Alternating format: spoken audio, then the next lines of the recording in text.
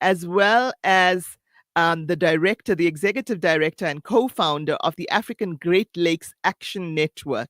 He's a genocide and civil war survivor who has dedicated his life to human rights activists. There's a lot more I can say about Claude, but with that, let me bring him into the studio and let's get started. So, Claude, welcome to our studio. Thank you very, very much for being with us today. I know that it's midnight your time, so we're very, very grateful to have you with us and that you have made the time.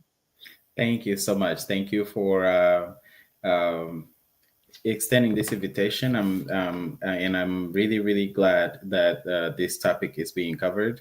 I think it's very important. I just wish I had brought my cape here with me also, to match your headgear. Another time, inshallah. So, Claude, let's get stuck in immediately. I think most people know that there's a conflict going on in the Eastern DRC. Most people also know that it's a very mineral-rich region. But Yes. the minerals and the resources, while they're part of the conflict, they're not the be-all and end-all of it. There's also a very big ethnic element to the conflict, and the fact that the M23 rebel group is, as the UN experts report highlighted towards the end of last year, funded and trained by the Rwandese army. Now, Rwanda has consistently denied this, but recently in an interview, President Paul Kagame actually said he doesn't know whether they are Rwandese troops in Eastern DRC, but he did say that there is a security situation along the 270 odd kilometer border with between Rwanda and the DRC. So, what's your take on that?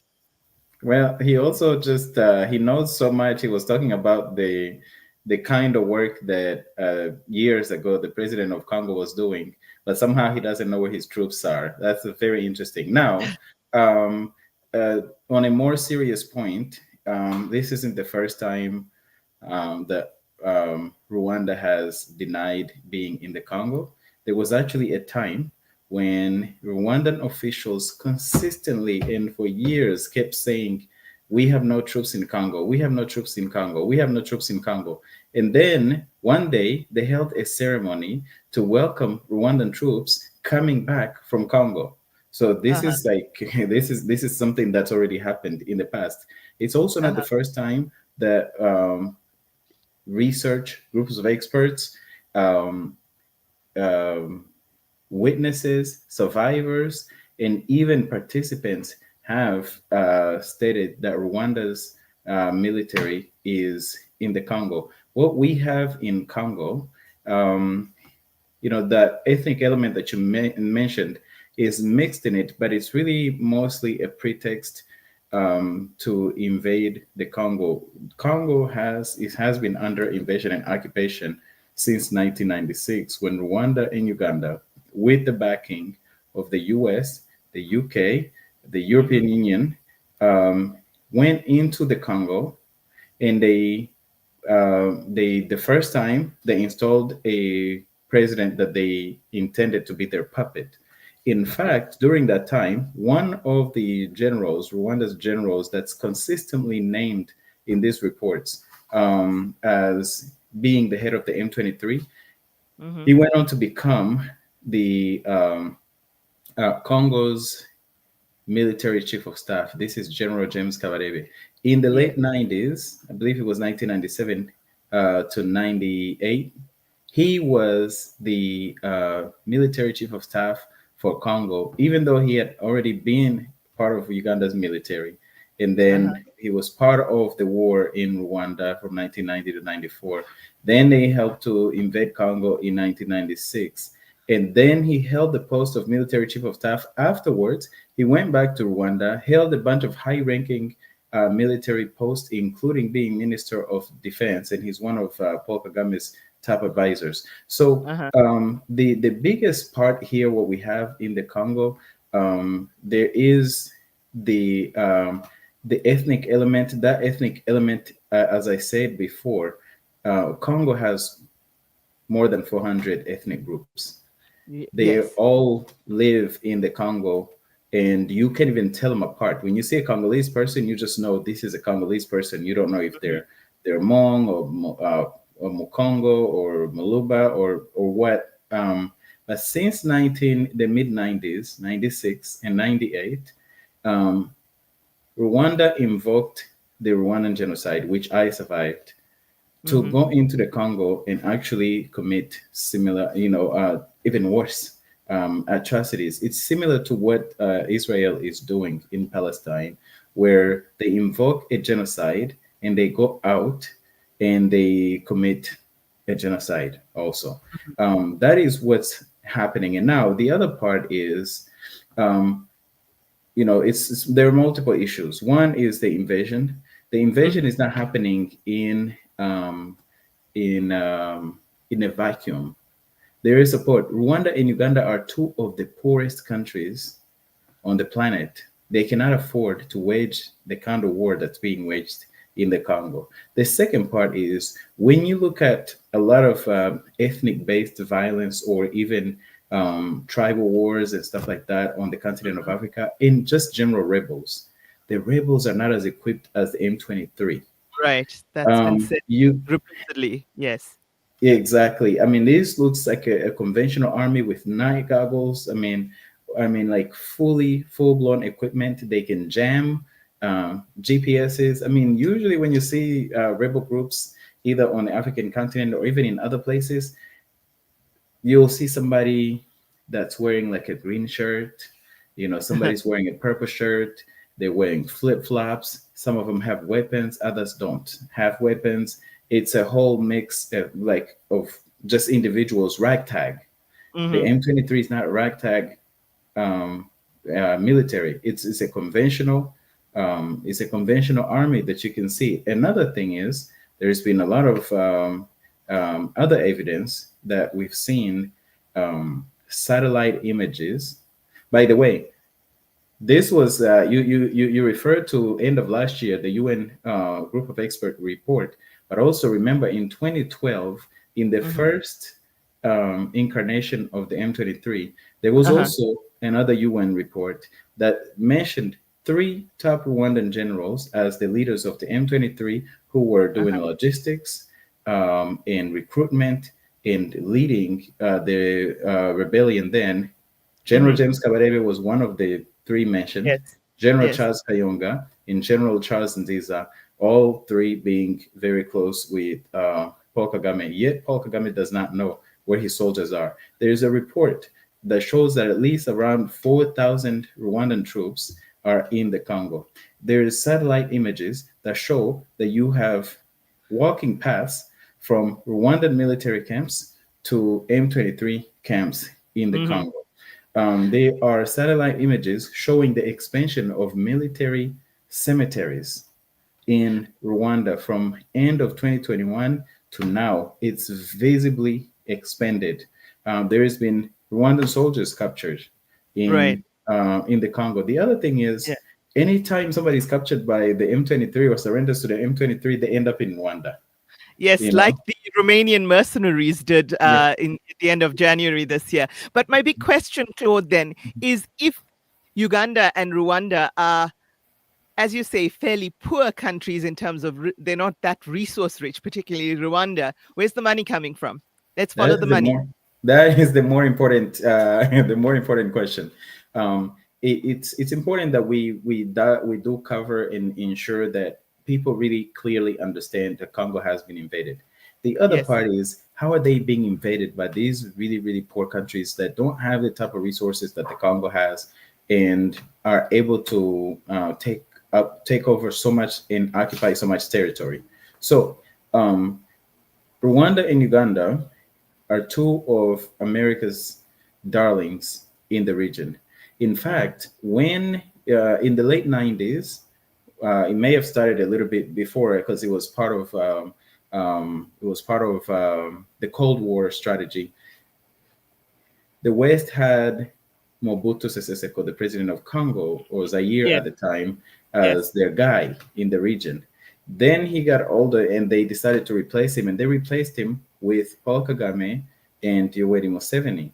And in fact, during the 90s, they were anointed by much of, Tony Blair, Bill Clinton, Madeleine Mhm. Albright, all of them lavished them with praises. They lavished Paul Kagame, Yoweri Museveni, and Meles Zenawi of Ethiopia. Mhm. All three of them came the same way. They invaded, fought wars, won wars. They also behaved the same way. They invaded their neighbors.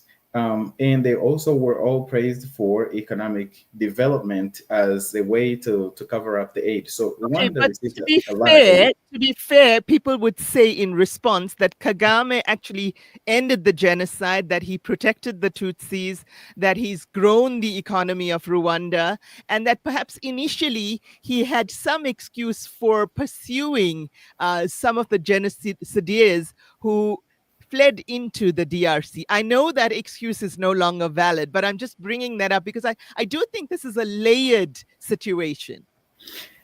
If that was the case, then why go to the mines when you invade? First thing, why not go after the genocidaires? And why go into the refugee camps uh, and wipe out the women, the injured, the blind, and all kinds of people?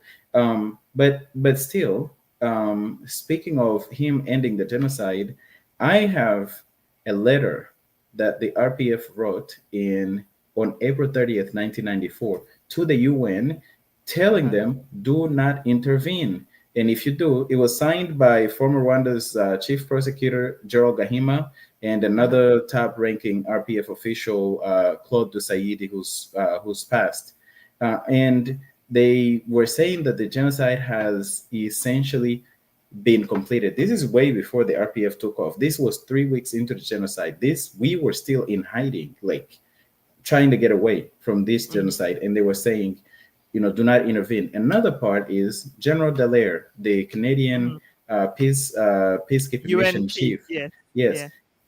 he's very close with Paul Kagame. He's one of like the protectors of Paul Kagame and Paul Kagame's image. But in his own book, Shake Hands with the Devil, he says, I asked Paul Kagame, please stop fighting so we can save civilian lives. Paul Kagame said no. He said, okay, now win the war faster so that we can end the killings of civilians. Paul Kagame Uh-huh. said, no, we'll do it in our own time. In order to win, there has to be some sacrifices.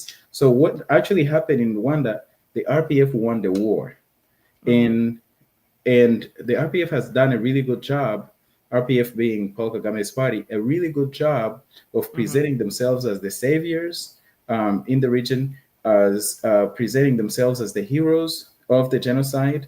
And if you dare talk about some of the atrocities that they committed before, during, and after the Mhm. genocide, Yes. then you are charged with genocide denial or some Uh-huh. other genocide related charges. Yes. Now, Yeah. they I've also been in Rwanda, and I know that that situation exists. But economically, Rwanda has done quite a lot. We need to go for a quick ad break, Claude, and then we'll be back with you. Stay with us, please.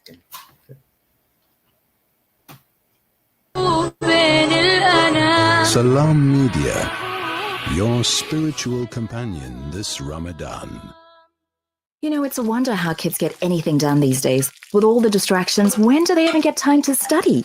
As a mother, all I can really do is make sure they have all they need to perform at their best. That's why I choose to include Sunfoil, triple refined pure sunflower oil with every meal I make. Naturally cholesterol free and approved by the Heart and Stroke Foundation as part of a balanced eating plan. So whether I'm cooking, frying, or baking, I know every dish will be a wholesome one. Sunfoil, now we're cooking. Discover the Africa of your dreams and surround yourself with her spectacular beauty. Relax beneath her serene sunsets and explore wildlife at its natural best. It's where the pride of Africa comes together. The Kwantu Private Game Reserve. Get to know the Big Five or cruise on an elephant safari game drive. Interact with lion and tiger cubs and enjoy world-class halal cuisine while we pamper you during your 5-star stay. Indulge in the true African experience. For reservations, donations. Call now on 042 203 1400 or visit kwantu.co.za. The Kwantu Private Game Reserve, the place of gathering.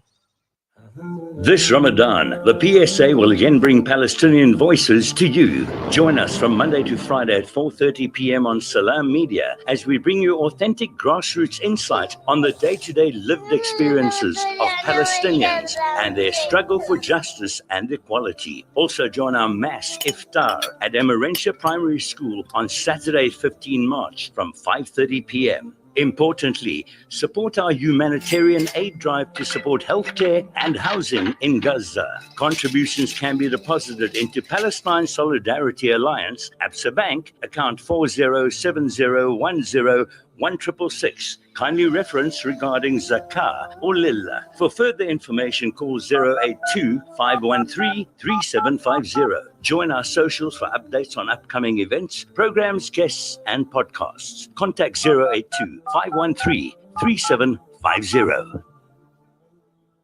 Freedom Stationery supply Marlin and Marlin Kids pens to me and my school friends. They supply just about everything we need to help us get a better education, from books to files to rulers. In fact, any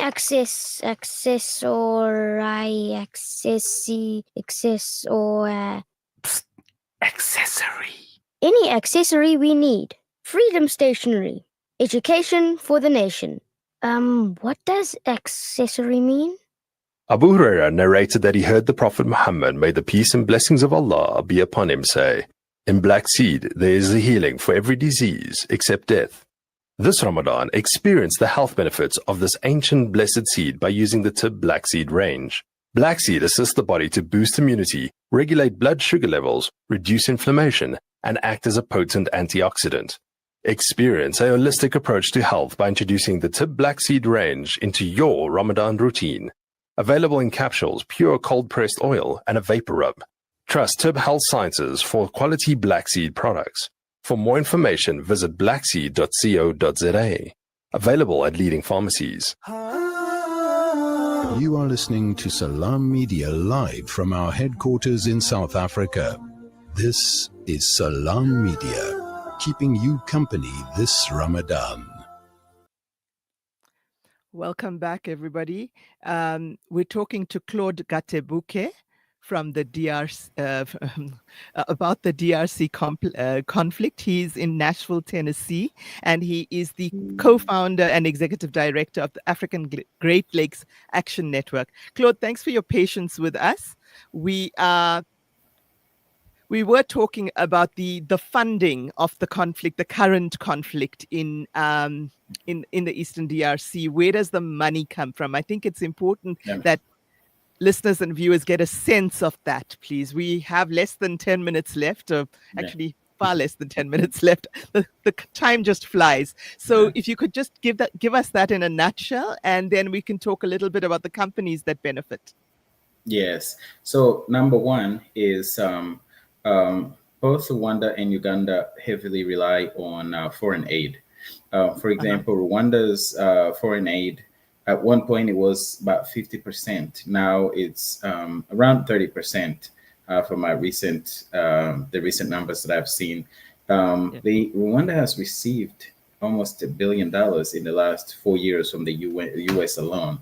And that's not including undisclosed military support, military training, and in others. So that's one part of money. It comes from a number of aid agreements with Western countries, including the UK and a bunch of European Union countries such as Germany, France, the Netherlands, and others. It also comes from a lot of the money come from direct military funding that comes from Rwanda's soldiers serving in a variety of places, and I refer to them basically as it's an army for hire. They're on a mission in Cabo Delgado in Mozambique. Yes. Yeah, and they're funded by the European Union. They're protecting French oil company Total's assets. Same, by the way, for Ugandan soldiers in northeastern Congo. They're also over there protecting the same companies' oil interest in Congo. They also send troops to places like Rwandan troops are in Central African Republic. They were previously in Haiti and in Darfur. Same Uganda in Somalia. And so they have the armies for hire. That's another way that they generate revenues, both by the money that they get paid for those missions, but also the additional money that comes in to support the military. The other is this: they're subsidized by the resources plundered out of the Congo. Today, Rwanda is the top exporter of coltan. Uganda is one of the top exporters of gold. Neither one of those countries have the deposits, the amount of deposits that it takes to be the leading exporter in the world. So they should be developed considering their sizes and the amount of resources that they are looting out of the Congo. And then you have multinational companies that they basically hire either these groups that are proxy militias to secure the mines, or they work directly with these governments and they cut deals. And then you have countries and blocks. The European Union has a deal worth almost $1 billion. It's 900 million euros for critical minerals with Rwanda. And it's for minerals that come out of the Congo. And so they have all of these deals, and they collect a lot of money from the Congo, from both selling the resources, but also now in areas that are occupied, they collect taxes. So those are all different ways where the money comes in. The weapons, some of them, they get them because they're part of these missions. And then the other part is, they get all of this money allocated to them so that they can continue to support their military. For example, a couple years ago, this is just to also show how the international community has behaved in a very hypocritical way. On one hand, the European Union, this a couple years ago, denounced Rwanda's invasion of Congo through the M23. Turned around within weeks, gave them $20 million, not for humanitarian, not for education or anything else. They gave it to the military, and they said, we're giving this money for the mission in Mozambique, as if the weapons that they're buying to use in Mozambique are only going to be confined to Mozambique. Mozambique. And so this is how it all comes together. Right. And there's also some evidence that, and through Anthony Loewenstein's investigations, I interviewed him last year, that there is a surveillance and intelligence cooperation between Rwanda and Israel, and that they are buying surveillance and some military equipment from Israel as well. But let's move on a little bit, Claude. We've literally got a minute. There's a class action being brought against Apple by the DRC government. Care to comment on that? And in your own research, have you identified any of the companies that are benefiting from this illicit trade in conflict coltan? I'm going to call it conflict coltan, conflict cobalt, conflict golds, conflict lithium even, because all of that comes from the Congo. Yes. In fact, yes, the electronic companies definitely benefit from it. There's also a lawsuit in the US by a variety of groups against multiple companies, but also there are multinationals. A lot of them actually own the Toronto stock market, Canadian companies. There are a lot of mining companies that are involved. We have a list of over 100 companies that are involved in the exploitation of the Congo. Now, the lawsuit itself by the government of Congo, I think that the Congolese government is incompetent, in my opinion.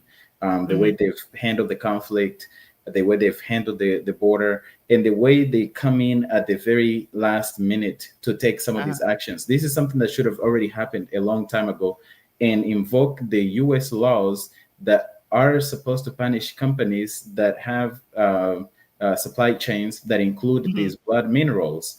And Right. so hopefully it'll yield something, but it needs to be a little bit wider, and it needs to catch Right. a lot of the mining companies that are involved in the Congo. Okay, so we've now heard that just today, probably, President Tshisekedi of the DRC is going to meet with the leadership of M23 in Angola, facilitated by Angola in Luanda. And is there any chance that that will yield at least a ceasefire in the eastern Congo, in the eastern part of the Congo?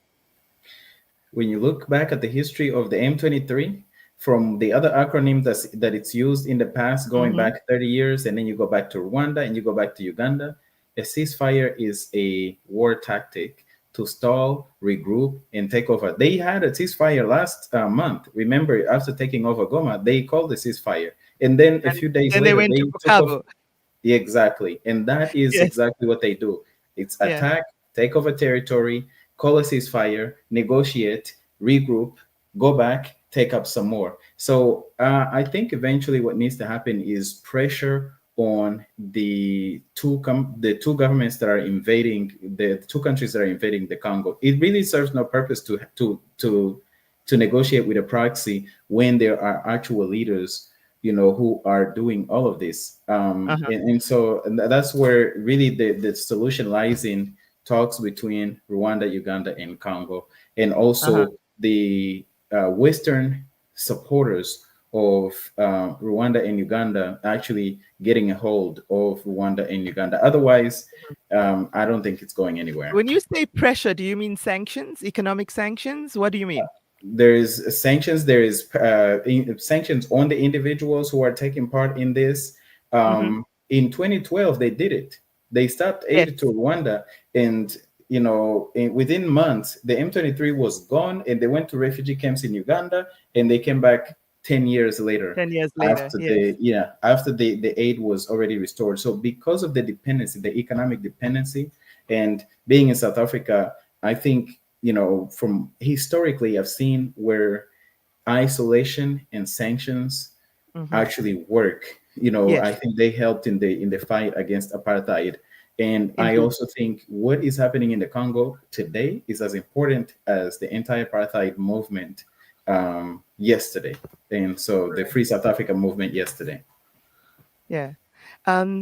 Claude, thank you so much for being with us. I'm afraid we've run out of time. In fact, we're a little bit over time, but we really appreciate your perspectives and the inside knowledge that you bring both from Rwanda and the DRC. So thank you once again for staying up so late with us and for sharing your insights with our audience. It's been a pleasure to chat with you, and I hope it won't be the last time we engage. Thank you. Same here.